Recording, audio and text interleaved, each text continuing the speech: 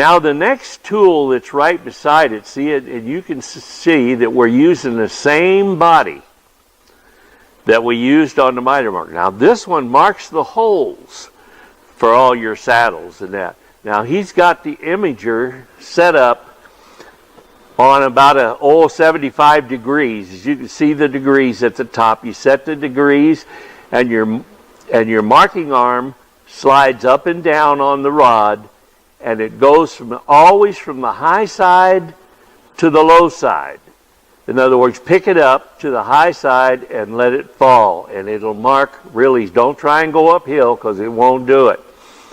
You know, but it's a very easy tool to use when you use it in the right way.